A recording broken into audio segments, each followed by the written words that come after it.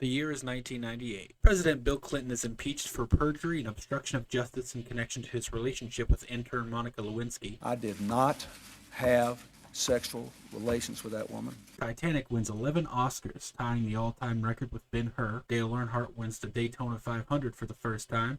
Raise Hail, Praise Dale. Disney's Animal Kingdom theme park opens for the very first time. Saturday Night Live loses another performer when Phil Hartman is shot by his wife. Google is founded in California by Larry Page and Sergey Brin. Michael Jordan plays his last game ever as a Chicago Bull. And Microsoft launches the very first version of Windows 98. But how was the year for horror movies? Stick around and find out. You're afraid of dying. How do you know? You've never tried it before. All right, you lovely people, we're at 1998. It's another pretty decent year. Not as good as some of the years we've had before, but definitely better than some others. So without further ado, we got 6 categories this week. So we're going to go ahead and jump into these. And for our first category this week, we're going to start with the notable mentions. And at the number 1 spot, we got John Carpenter's Vampires. Now, I saw this movie a long time ago. I think I've seen it once, maybe 2 times my entire life. I do not remember it very well. I do remember enjoying it. It wasn't the greatest. It's obviously not John Carpenter's best movie. It's definitely not his worst. But I remember it's got James Woods as the lead. He plays a pack of the leader of a pack of vampire hunters. I don't remember much else about it other than they're actually hunting Dracula himself, which is kind of a thing for vampire movies now. It started with just vampires, and they've always got to up the ante by making it the vampire, Dracula, the one who started it all. It's a trope now. I do also remember that it had Daniel Baldwin in it. Daniel Baldwin gets bit, but he doesn't turn immediately. He gets bit by this woman, and he kind of goes out like a boss, honestly. I remember him basically saying, "No, you don't got to kill me. I'll do it myself," and steps out into the sun at some point at the end of the movie. And him and James Woods actually have, I remember, kind of have a kind of a respect moment, like, you were a friend, you were a pal, or whatever. But yeah, like I said, I don't remember it well. I do remember enjoying it. But that's my first notable mention for this week, John Carpenter's Vampires. And the next notable mention is Psycho. Now you might be thinking to yourself, I thought Psycho came out years ago, decades ago even. Well, the original Psycho did. This is if you don't know about this. Have you seen this? Have you heard about this? It is a shot-for-shot remake of Alfred Hitchcock's Psycho, starring Vince Vaughn and Anne Heche. It is a shot-for-shot remake. There's no reason for it to exist. I don't hate it. And that's probably the best review you'll ever get for that movie. It's notable because it's bad. I don't know. Like, Vince Vaughn, I love the guy. He's funny. He's a good actor in some things. He's no Anthony Perkins. We all go a little mad sometimes. And we're gonna kind of leave it. Oh yeah, you see Anne Heche's butthole in the movie. You do during the infamous shower scene. Or not infamous, iconic shower scene from the original. You straight up see her butthole. So you got that to look forward to. But like I said, it's notable because of how bad it is and how kind of universally disliked it is. But I wanted to put it on the notable mentions. There you go. My number 2 notable mention for the year is Psycho. And my number 1 notable mention is one of the most controversial picks, probably since I've started doing this series. Now, for most people, most of my audience base, I would say, and this could be a bold assumption, but when I say The Ring, you're probably thinking of the American The Ring. We have our own version. It was okay. It was good. I mean, they declined after that, but that's probably what most people think about when I say The Ring. Obviously, a lot of people, I would say not as many people, but a lot of people know that that's based on a Japanese horror movie, and the Japanese horror movie is called Ringu. It's essentially the same plot, but it's, Japanese. It's a notable mention. However, it's a notable mention because I made the decision to not include it in the other categories. I did not consider it for highest rated. I didn't consider it for highest box office, although it wouldn't have won because its box office was only like, it was less than $7,000. It's kind of crazy. I don't even think it really opened in theaters. I think it might have had like a special release in theaters sometime down the line after its initial release. But I did not consider it for highest rated because in my head I'm just like, I don't want to consider this for highest rated. I want to put it in that category because it's not an American movie. I don't know. Maybe that's weird of me, but that's just, if I were to tell you Ringu and you say, "Oh yeah, The Ring," I'd be like, "No, Ringu," because they're different movies. And yeah, because of that, it's going to be controversial, I assume, but Ringu is my number one notable mention. I could not tell you anything about this movie other than what I know from the American remake. That's another reason. So, if I were to have considered it, it would have been the highest rated horror movie on the list. Probably the highest rated horror movie since I've started doing the series. But I didn't include it in that. So it is still in the notable mentions. I had to talk about it. So there you go. There are my notable mentions. The number one spot going to Ringu, the Japanese original version of The Ring. And our next category is going to be highest grossing of 1998. And at number 3, we've got Bride of Chucky. Now, Bride of Chucky is not my favorite of the franchise. In fact, it's one of my least favorites of the Chucky franchise, but it's not a bad movie. We obviously retcon some stuff. We introduce this character of Tiffany, who we've never met in the franchise, yet somehow we're to believe that she's been there, since before we picked up on Chucky. I don't dislike retconning all the time, but this seems forced. It seems like they were desperate to get something new in there. And, do you want another doll? Because if one killer doll is cool, then, 2 killer dolls is double as cool. I don't know. Tiffany is not my favorite character, especially in this movie. The audience still seemed to enjoy it. They went to the theaters for it. It didn't make crazy good money. It made $50.6 million. And at number 2, we've got another entry in a popular franchise, Halloween H2O. What can I say about this movie? I love this movie. It's part of one of my favorite timelines, which is weird to say about a movie franchise, your favorite timelines, but there's a lot of timelines. I don't know them all. I want to say 4 or 5 different timelines in the Halloween franchise, but this is one of my favorites. From what I understand and what I've seen, in my opinion, Halloween is always like one good movie away from a perfect franchise.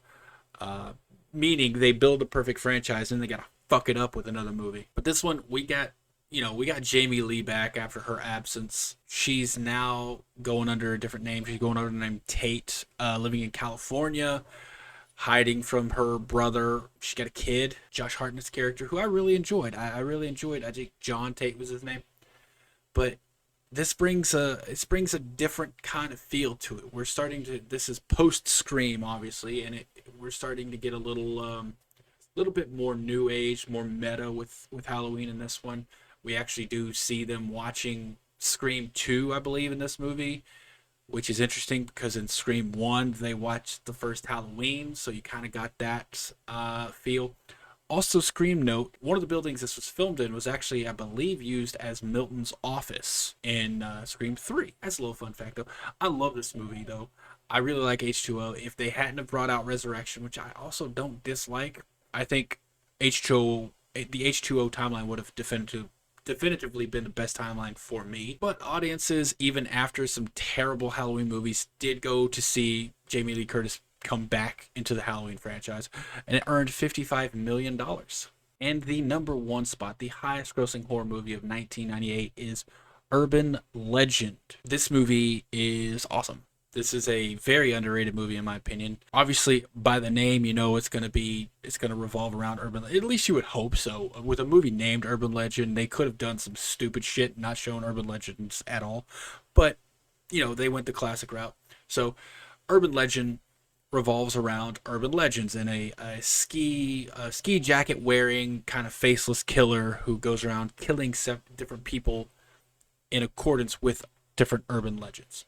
The movie stars, it's got fucking awesome cast. The main cast is Alicia Witt. I think she's the leader. But you also got like Rebecca Gayheart. You got Michael Rosenbaum, Joshua Jackson. You got fucking Freddy Krueger's in there.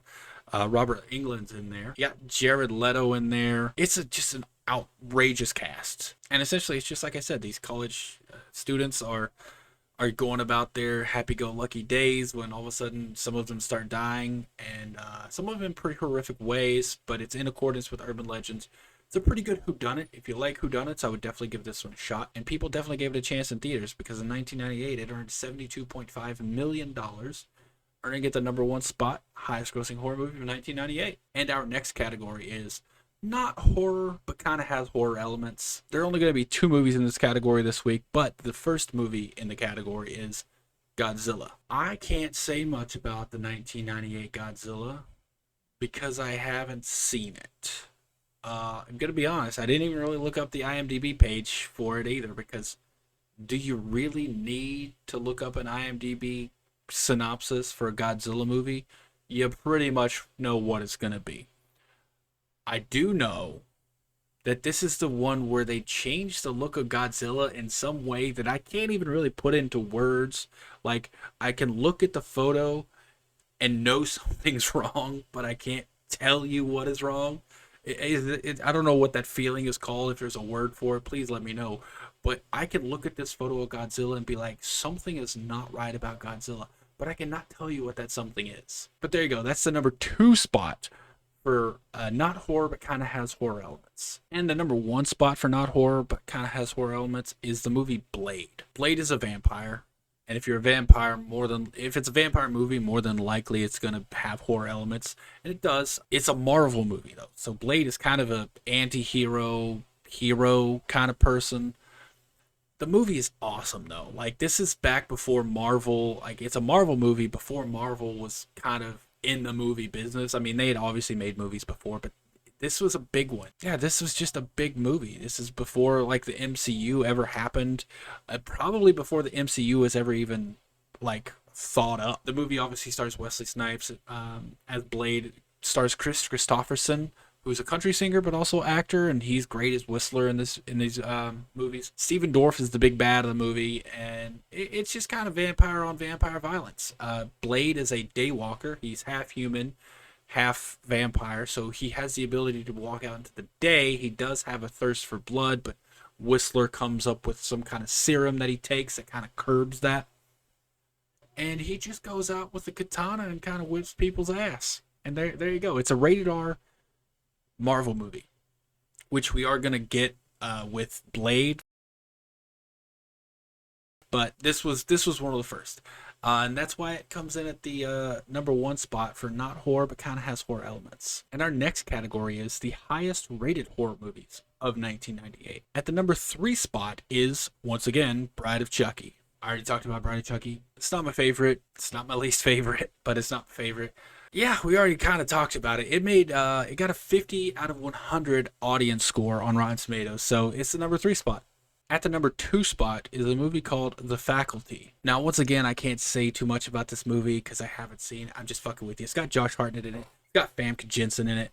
It's got fucking Jordana Brewster, Elijah Wood. It's a fucking great movie. If you have not seen The Faculty, you need to see The Faculty. Written by Kevin Williamson, who we talked about last year, writer of Scream, writer of I Know What You Did Last Summer. It's written by him, and it's fucking directed by Robert Rodriguez. It's an amazing movie. It's kind of a modern high school take on Invasion of the Body Snatchers. It's got Robert Patrick in it. How did I forget him? Yo, it's a fantastic movie.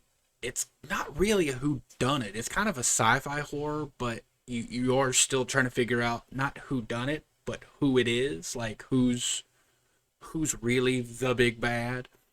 It's a really good movie. I highly recommend it. And a lot of other people think so as well, because it's got a 57 out of 100 audience score. And the #1 spot is Strangeland. Now, this one I have not actually seen. I was joking about The Faculty, but this one I haven't.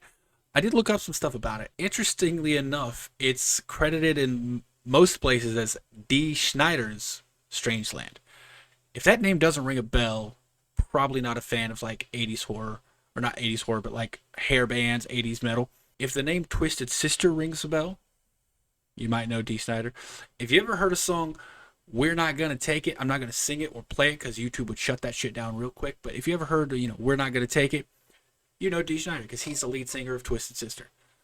I had no idea he was interested in movies whatsoever. But yeah, he kind of wrote this movie. And he stars in it. According to IMDb, a detective pursues a sadist specializing in body modification rituals who lures teenagers through the internet. What's weird is like that's a storyline that could also work today. Like you told me that was a movie that came out like 2 weeks ago or is coming out in like 2 weeks. I'd believe you because it's still really relevant today. Back then in 1998, this kind of plot line might have seemed like way futuristic, but that sounds believable right now.